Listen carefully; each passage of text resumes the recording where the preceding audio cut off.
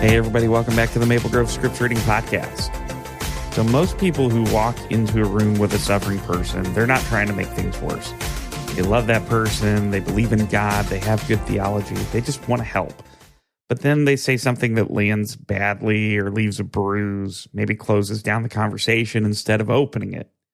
And it's usually not done out of malice. It's more the pressure to fill the silence with something that sounds helpful, something that points toward God. But the problem is that in trying to be helpful, we often do what the friends of Job did.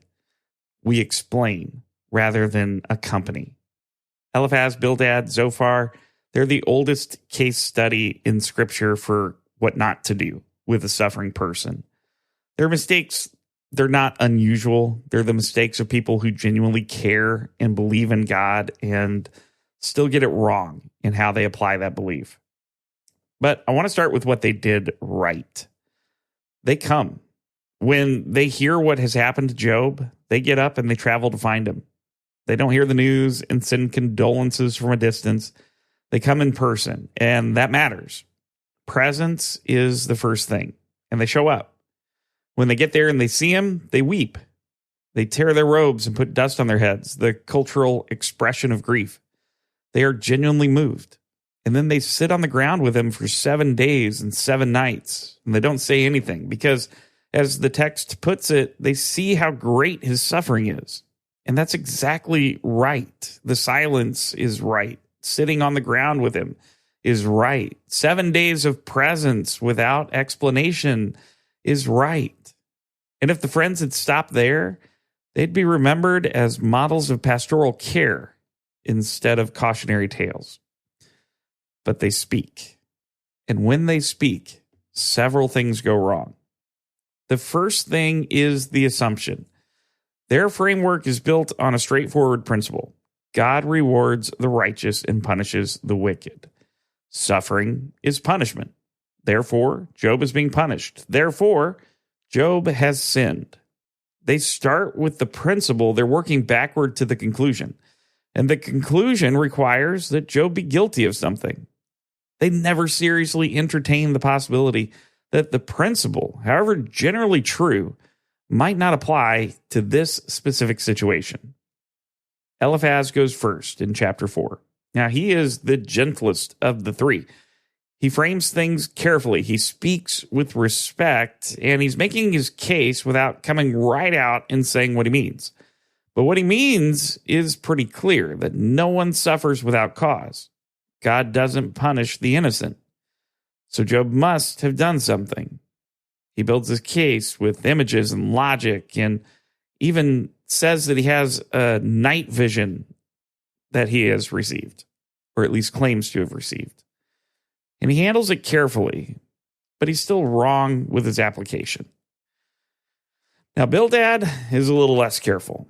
By his second speech, he's accusing Job's dead children of having sinned to deserve their fate. And Zophar is even more blunt. He tells Job directly that God is actually being lenient with him, that Job deserves more than he's getting.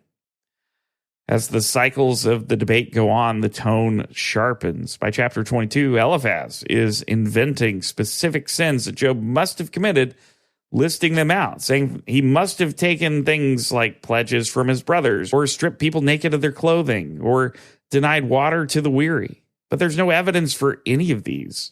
Eliphaz, though, has concluded that Job's guilty, and so now he's just trying to fill in what the crime must have been. And here's the thing. These men believe that they're defending God. They think they're protecting the reputation of divine justice.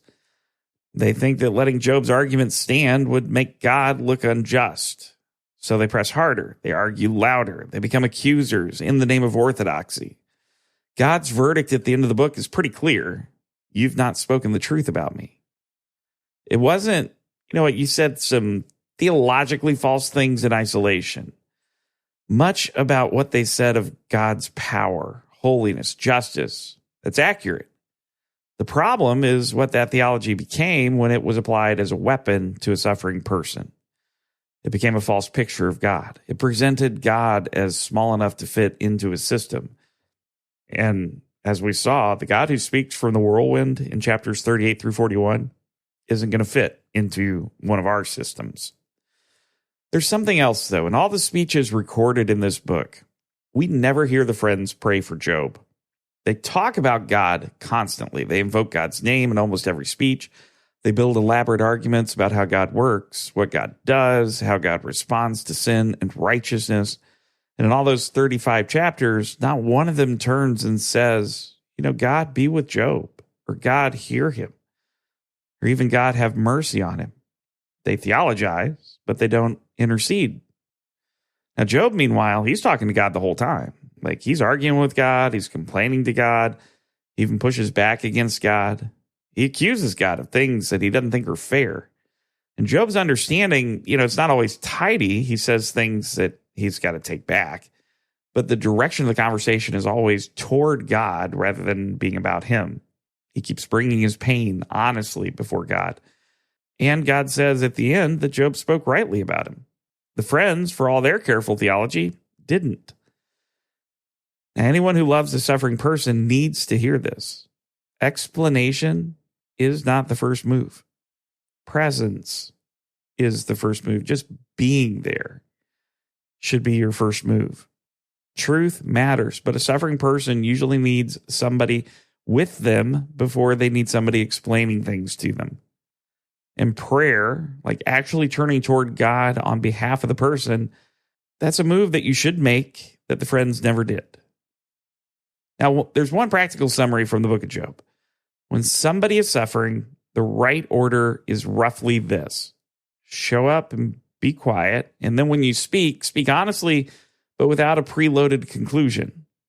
When you pray for them, not just in front of them.